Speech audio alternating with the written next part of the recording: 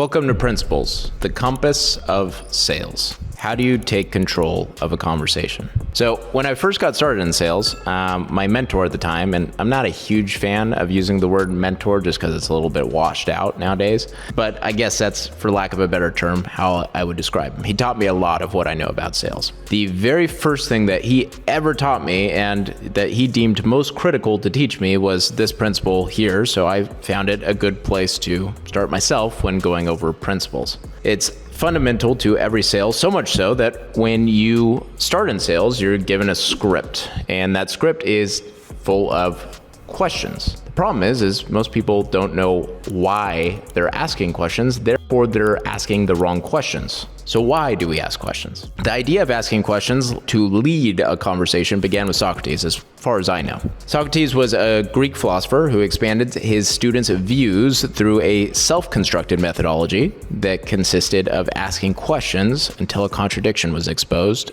proving the fallacy of his student's preface. Now, this isn't a history lesson, and I'm not a history buff, so we're not gonna spend too much time on Socrates, but it's important you understand where it started and where it came from. Why do we ask questions? Everyone's favorite topic is themselves. This is the most seemingly evident reason that we ask questions. Everybody likes talking about themselves. It's that simple. Number two, asking questions allows you to gather data on your counterpart that can be used later on in the sale.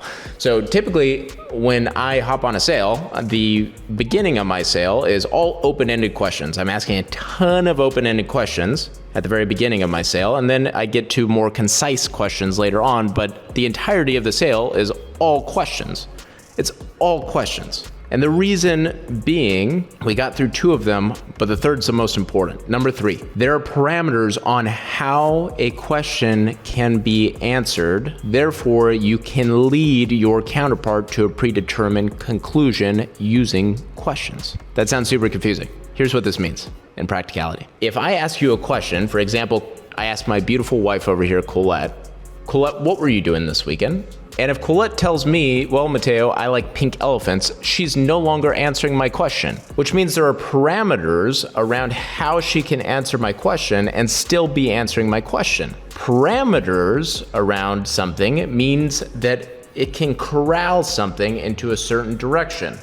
In other words, if you know the correct questions to ask, you can start to corral your prospect in the proper direction and lead them to a predetermined conclusion.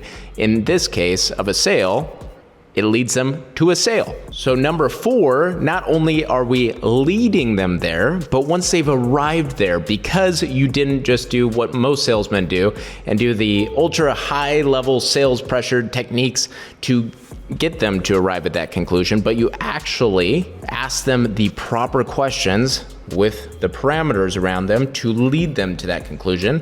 When they reach that conclusion, they take ownership of that conclusion because they feel like they arrived there on their own. They feel as though they weren't led there or forced to arrive there, as most salespeople will make you feel, but rather that it was their idea all along. And because of that, it holds much more weight, and you'll see in your numbers especially, the amount of buyer's remorse goes down significantly if you implement this properly. Significantly. The numbers are staggering. So how do we start to implement? Simple.